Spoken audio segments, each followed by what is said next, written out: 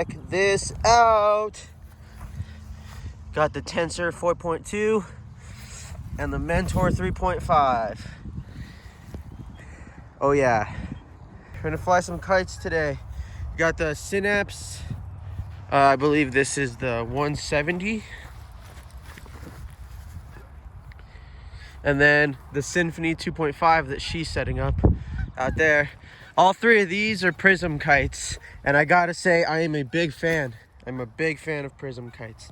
I personally just think they look sleeker than the rest, honestly. This Mentor 3.5 is so cool. I've seen every video on YouTube for this thing, and there's only like 4, so that's not saying much, but this kite is sweet. Once it fills up with air, it kind of like stays inflated, so it keeps its shape. It's easy to launch. This one is 3-line control, this one is quad line, and this one's dual line. This one is interchangeable between handlebar and handles. So what happens is it disconnects at the center, and then on this kite there's 2 lines coming off of this, so one goes this way and one goes that way. So there's 2 lines here and 2 lines there, and then the controls are like that. You have power and then brake. I love the quad line flying, or the handlebar or handle flying, but none of my friends, and Kat included, can fly it very well, so it's gonna stay bar line for a little bit. She's scoffing over there, but it's true. I had to put it back to bar line because no one else could fly it with the handlebars, so it's okay though, it's fun. And these things got some crazy pull in low winds. We'll set them up here in a little bit. We're gonna start small and work our way up. This one's got a hole in it right now, we gotta patch it. My mom's gonna sew it for me.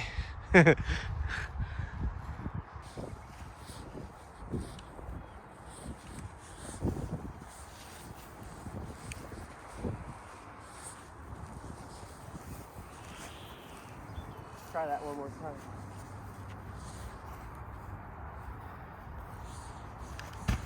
Shit, that wasn't supposed to happen.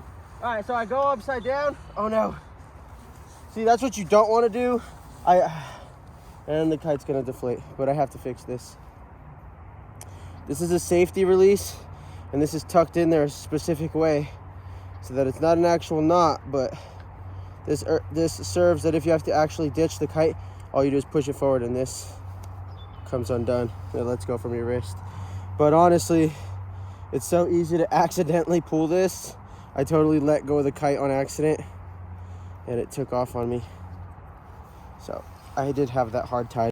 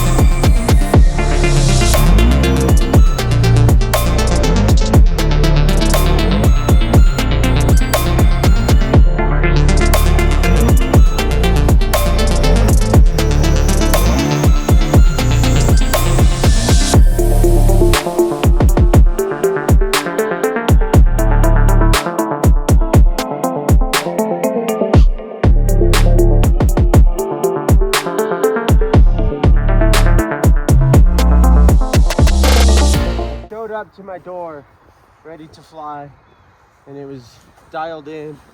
Like, it didn't pull to one direction, or it didn't do some goofy stuff, and I think that's awesome. I can't say the same for the Tensor. We bought that from Into the Wind. I don't know if that's a franchise or if that's just a local place, but it's a kite shop here in Colorado. It's in Boulder. But what I was saying earlier about the bar being able to split into two to become handles, the Tensor does that, and luckily I have a lot of RC and tools to support my RC because I had to Dremel out the handle to get the bolt to fit when I was swapping it over to handles. And bro, that kite was like $480, and I feel like for something that expensive you shouldn't have to do something like that. For real. But besides that, the thing flies pretty awesome. It's huge, and man, that thing gives you an adrenaline rush like no other. When the wind picks up, that one will take you off the beach.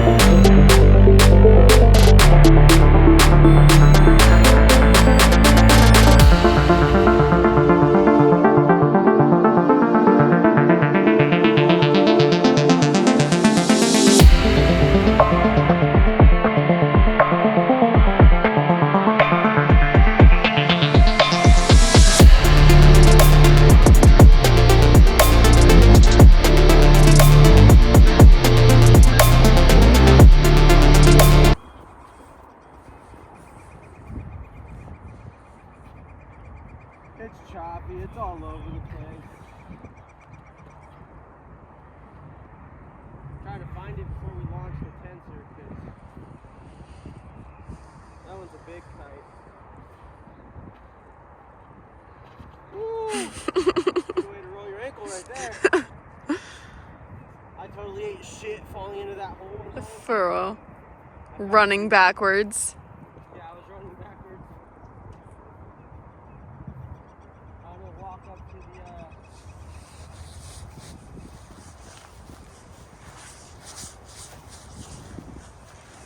where's my stake at? Alright, so we decided not to fly the Tensor. It just wasn't windy enough, and a video of us crashing a whole bunch wouldn't have been all that awesome. So, alright guys, peace out.